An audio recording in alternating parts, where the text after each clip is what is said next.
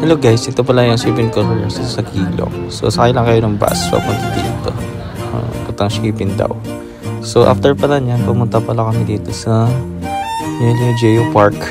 So from Kilong, sakay kami ng 861 na bus. So Yelio lang yung babaan nyo. So nag-ikot-ikot muna kami dyan kasi mas malapit siya sa Kilong. Ayan, maraming turista dito guys, mga Pilipino, Kalos, mga ibang lahi. So makita kami artista dito. Ayan, si Raver Cruz at saka si Rogen Cruz. So hindi nga lang kami nag-picture kasi nahiya kami. Ayan, maraming turista talaga dito na nagpa-picture. Kasi isa sa mga recommended na sa mga travel agency.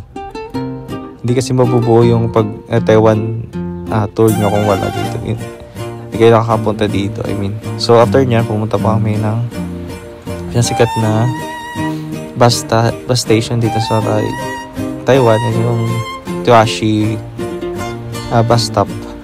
So, diba? Maganda na guys sa taas. So, may restaurant din dyan. Mas maganda yung view. Kaso, hindi na kami pumunta doon kasi medyo late na kasi. Unang sumalang pa na dito si Alat. So, yung video na ako sa taas. So, diba ang ganda? Tapos, ayan, awara-awara lang siya. After nyan, ang ganda ng view, diba?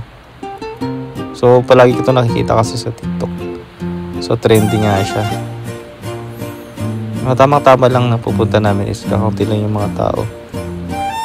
Next naman is si Yolanda. Ayan, nagrarampa-rampa siya. So, ang ganda ka talaga guys ng view guys kasi dagat yung nasa likod niya. So, ayan.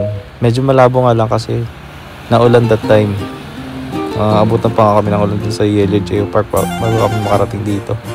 So nagtaxi lang pala kami dyan. So yung binayaran namin is 450 from Yelio Geo Park. So kasi pag nagbabas ka, medyo malayo pa yung lalakarin mo muna yung Yelio. So nag-decide na lang kami, tsaka basang-basa na kami that time.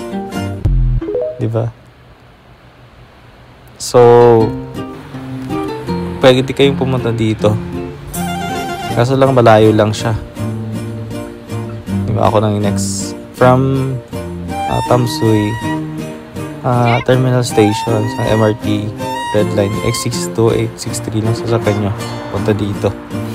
So 1 hour and 20 minutes or kulang 2 hours ata yung pagpunta dito. Medyo malayo, diba? So pagpunta mo naman dito, sulit naman. So kung hindi ka pa nakapunta ng Yelio Geo Park, pwede ka rin pumunta diretso ka na lang doon, mas malapit. So, diba, ang ganda ng place, ang ganda ng view. So, pag may time kayo guys, punta kayo dito. So, yun lang. Maraming salamat. Bukas ulit. Ganda ng view, diba?